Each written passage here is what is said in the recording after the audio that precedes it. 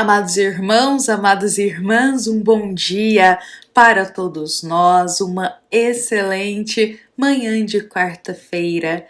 É com muito bom coração que estamos aqui iniciando o nosso encontro no momento do Evangelho. Estes minutinhos breves que todos nós reservamos do nosso dia para juntos estarmos aqui com o nosso coração e o nosso pensamento elevado até a Deus nosso Pai. Nós deixamos aqui o nosso bom dia para todos os irmãos que estão nos acompanhando exatamente agora, na parte da manhã, mas também deixamos o nosso carinho, o nosso boa tarde, o nosso boa noite para todos os irmãos que vão nos acompanhando ao longo do dia. Meus amados irmãos, sintam-se acolhidos neste momento, pelo grande amor de Jesus por cada um de nós. E sejam muito bem-vindos, porque é com muita alegria que nós iremos partilhar o pão do Evangelho juntos. É com muita alegria que nos reunimos, em nome de Jesus, para acolher em nosso coração palavras de esclarecimento, de ensinamento e de esperança para a jornada da nossa vida. Nós desejamos que hoje Jesus possa abençoar a cada um que aqui se faz presente, abençoar a todos os irmãos da nossa fraterna humanidade, que Jesus possa nos conceder o pensamento tranquilo, o coração sereno e a fé, esse grande pilar que nos ajuda a enfrentar todas as adversidades da nossa jornada terrena. Que possamos ter muita fé em nosso coração. Bom, meus amados irmãos, hoje nós estamos aqui no nosso 13º encontro, dedicando a unir o Evangelho segundo o Espiritismo com a obra há 2000 anos. Meus irmãos, estamos seguindo aqui alguns dias dedicados a passar capítulo a capítulo, a mergulhar em alguns detalhes desta grande obra. E juntos, unindo tudo isso com o Evangelho segundo o Espiritismo. Então nós convidamos a todos os irmãos a seguirem com a gente dia após dia, para a gente ir mergulhando e ir compreendendo o que acontece a cada capítulo dessa história, pois nós estamos seguindo na sequência, capítulo a capítulo. E hoje nós estamos adentrando aqui no capítulo 6 da primeira parte dessa obra, meus irmãos. Mas antes da gente começar aqui, partilhando o que esse capítulo traz de ensinamento pra gente e o que vai contar, que vai se delinear aí na história, é importante a gente rememorar aqui o que a gente refletiu um pouquinho ontem, só pra gente dar sequência na história. Lembremos que Flávia, ela foi finalmente curada. E ela foi curada por Jesus e também pela fé que a mãe dela tinha. Mas Públio, coração orgulhoso, coração egoísta, pensava somente em si, não aceitava de forma nenhuma que a filha havia sido curada por Jesus. Mesmo Públio estando de frente para o Cristo, ele não aceitava. E meus irmãos, depois que Flávia foi curada, as coisas começaram a encaminhar bem dentro daquela família. Lívia estava conduzindo sua vida com muita fé em Jesus. Públio, coração orgulhoso, continuava se dedicando muito ao trabalho como senador romano. Flávia, a filhinha, estava curada, muito feliz. E temos também mais um filhinho aí de Públio e Lívia, Marcos, pequenino, o filho mais novo. Não podemos nos esquecer dele, pois este capítulo 6 é dedicado a algo muito infeliz que acontece justamente com o filho mais novo de Públio. Então, meus irmãos, depois de passar por uma grande tempestade, essa família veio e chegou à calmaria.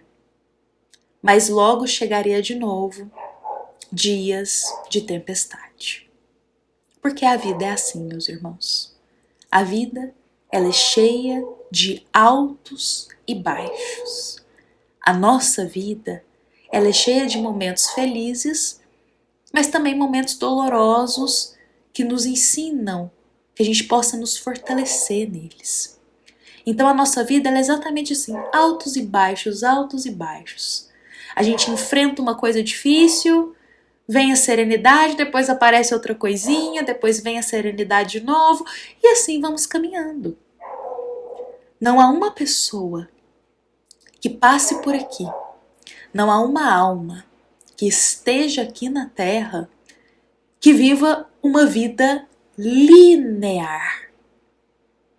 Uma vida que não acontece nada de preocupação, de dificuldade. Não existe nenhuma alma que aqui está que viva uma vida linear.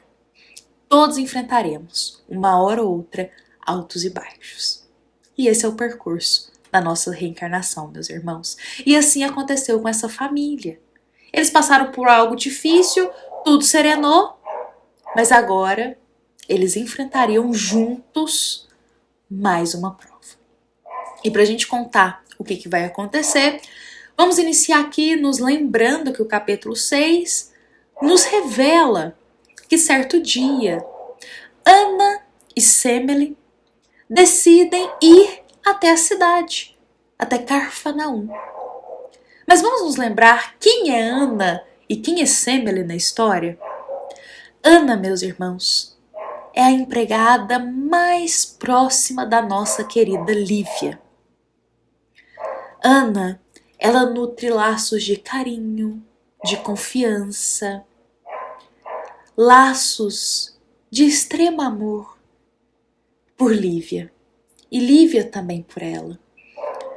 Ana era a empregada mais próxima de Lívia, mas Lívia a tratava como uma grande amiga. Uma amiga que ela podia confiar. Uma amiga que só lhe desejava o bem.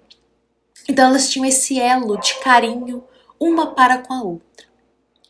E Semele, meus irmãos, também era uma empregada daquela família. Mas Semele, ela era dedicada a cuidar do pequenino Marcos. Porque ele era muito petitinho. Então ela fazia ali o papel quase que de uma babá de Marcos. A família confiava muito nela, porque ela cuidava do pequenininho. Então, certo dia, as duas foram até a cidade, estavam de folga. Foram até Carfanaum. Mas ambas tinham objetivos diferentes com essa viagem. Ana tinha o desejo de ir ao encontro de Jesus, ter a oportunidade de ouvir as pregações do nosso divino Nazareno. E Semele, meus irmãos, tinha um objetivo oposto a esse. E nós iremos descobrir aqui juntos agora. Vamos juntos aqui analisar o que Semele irá fazer ao chegar em Carfanaum. Novamente, Ana vai para um caminho, ouvir as pregações de Jesus. E Semele se distancia de todos. E eis que veremos Semele se encaminhando até uma casa desconhecida até o momento. Ela bate na porta, meio que dando um sinal. E eis, meus irmãos, que quem está nesta casa? André.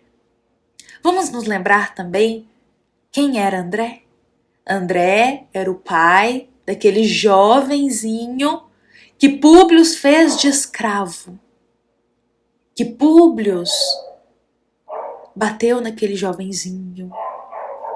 Que Públio mandou prender ele, julgando que aquele jovem tinha jogado uma pedrinha na caravana deles, mas Públio não tinha certeza disso. Mas pegou aquele jovenzinho por raiva e o fez de escravo. André era o pai desse jovem. Lembremos que a gente já refletiu aqui o pedido de André a súplica dele para Públio libertar o filho, e Públio pouco ouviu aquele pai. E o que aconteceu? André jurou vingança para Públio. E eis que chegou aqui o momento dessa vingança. Infeliz vingança. Então Semele bate na porta ali, faz um sinal, quem abre? André. E eis que teremos uma surpresa, meus irmãos. Semele e André estavam em constante contato.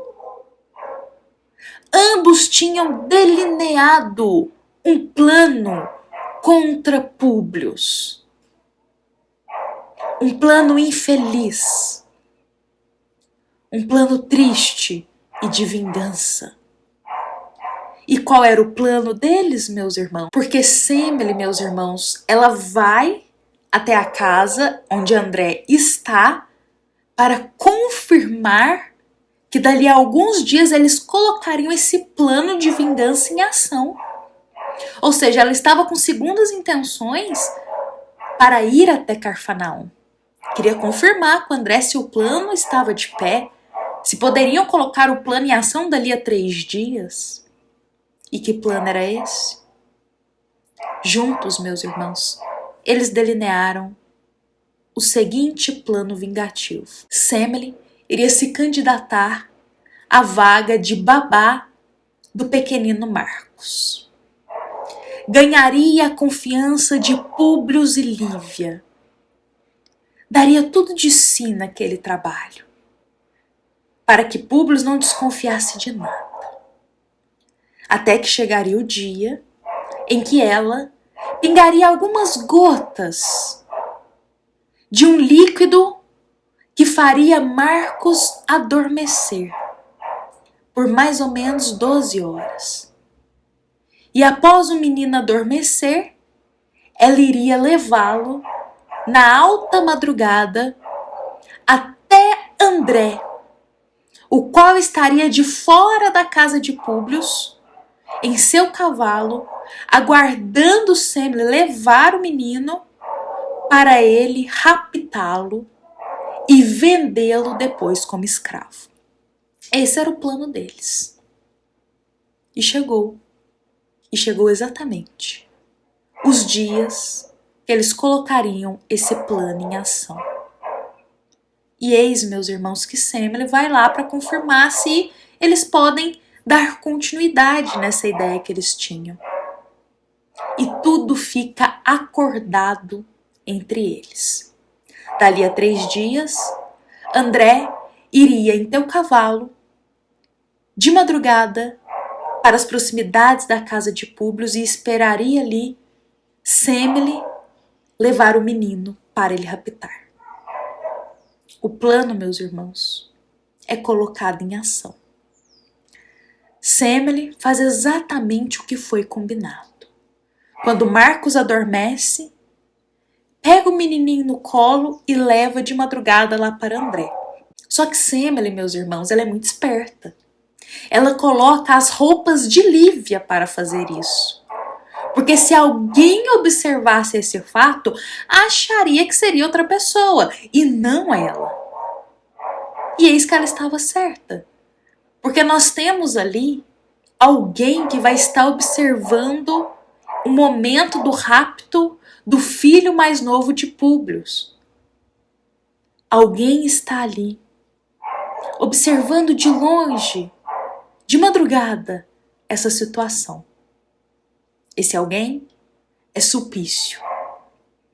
Sulpício nota que uma pessoa, uma mulher, com vestes nobres, parecidas com a de Lívia, sai de madrugada com uma criança no colo e entrega para um homem no cavalo. Ele não vê quem são essas pessoas, observa apenas as vestes e que está carregando uma criança. Sulpício vê essa cena, não entende muito bem, mas guarda para si. Eis que o dia amanhece, meus irmãos. E quando o dia amanhece, Lívia logo nota que teu filho não estava ali. Ela fica preocupada, procura para todos os lados e avisa a Públio que Marcos não estava na casa. Eles ficam desorientados, buscam daqui, procuram em todos os quartos, ordenam que os empregados falem se sabem de algo e também que eles continuem uma busca, avisam por todas as redondezas se alguém viu o filho deles. E eis que eles se dão conta que Marcos havia sido raptado. Mas em nenhum momento desconfiam de Semele, a babá, porque justamente o plano que ela tinha era ganhar a confiança deles para depois agir de má fé com eles. Então Lívia nem desconfia de Semele. Meus irmãos, quando Públio e Lívia se dão conta que Marcos havia sido raptado, eles ficam desorientados. Lívia, que é o pilar daquela família, perde as forças. Não sabe mais o que fazer, perde a vontade de fazer as coisas, fica desesperada. Públio a mesma coisa. Só que Públio, quando ele desespera, ele entra em profunda raiva e explosões de raiva. E assim ele conduz. Ríspido, grosseiro e cheio de raiva. Essa é a forma que a gente pode entender que ele mostra a tristeza dele. Meus irmãos, esse casal começa a enfrentar agora uma prova juntos. Uma prova. Um deveria apoiar o outro nesse momento. Mas a gente nota o contrário. Públio se volta contra Lívia e Lívia, extremamente magoada, se fecha. E nesse momento, passam-se dias, esse momento de perturbação, muita aflição, muita mágoa.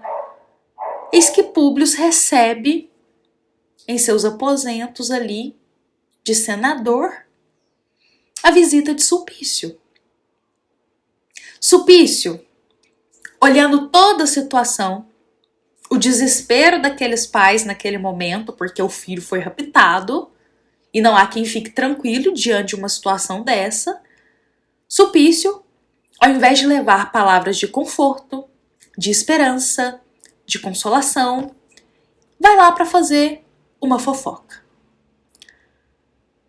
Meus irmãos, é tão claro pra gente o quanto a fofoca está presente nessa história e ela vai devagarzinho destruindo as vidas aqui. E Sulpício vai fazer isso, ele vai lá fofocar. Porque na cabeça de Sulpício, aquela mulher que passou de madrugada com uma criança para encontrar com um cavaleiro, aquela mulher era Lívia, na cabeça dele.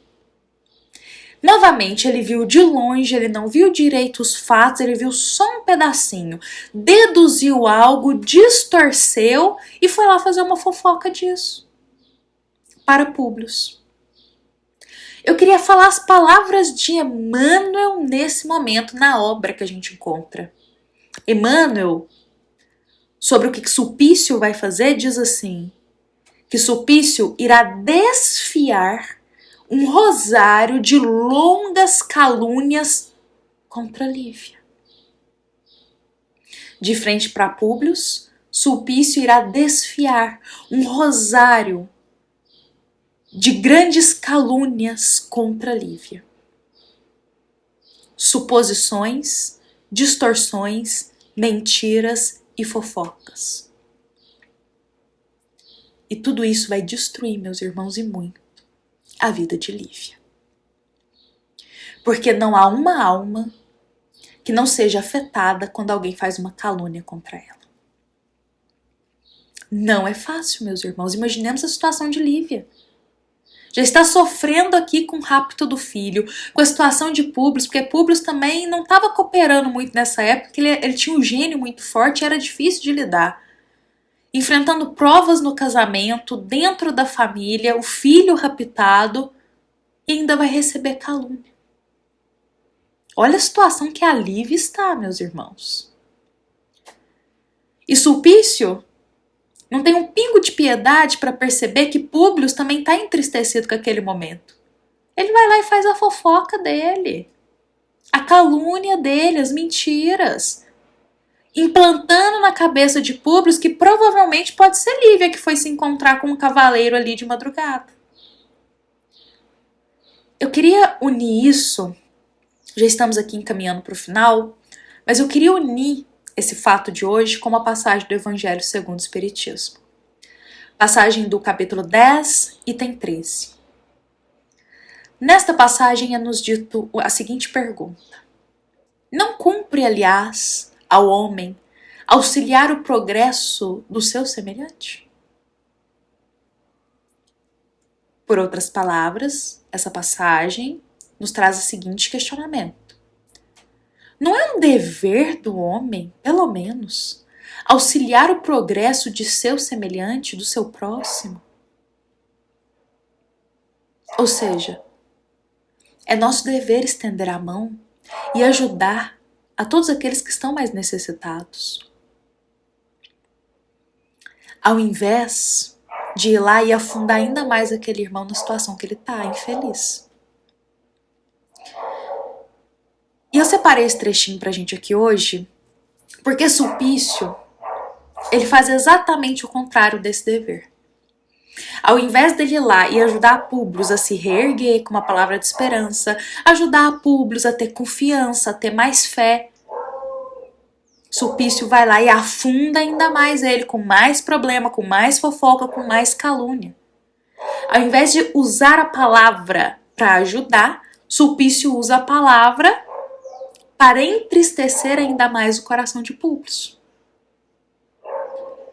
Que situação, não é mesmo, meus irmãos? Que situação que eles estão enfrentando. E diante de todas as expiações e provas que essa família está passando juntas, Lívia vê uma saída: encontrar-se com Jesus. Públio já encontrou com Cristo. Agora chegou a vez de Lívia ir em busca de Jesus para pedir uma ajuda. Porque a tempestade de problemas chegou e ela não estava aguentando. Amanhã nós veremos como será esse encontro. Como Lívia e Públio irão começar a conduzir a vida deles a partir do rapto do filho. Como eles conseguirão conduzir as atitudes deles, o relacionamento, em cima dessa prova que o casamento deles também está passando. Amanhã a gente vai adentrar mais um pouquinho na história. Hoje a gente vai pausar por aqui e nós convidamos a todos para encerrarmos com Jesus em nosso coração. Lembrando que esta é uma mensagem da nossa amada Casa Espírita, Luiz Gonzaga, da cidade de Luminárias, para todos nós que aqui estamos presentes. Fiquemos em paz, meus irmãos, fiquemos com Jesus em nosso coração. Que assim seja.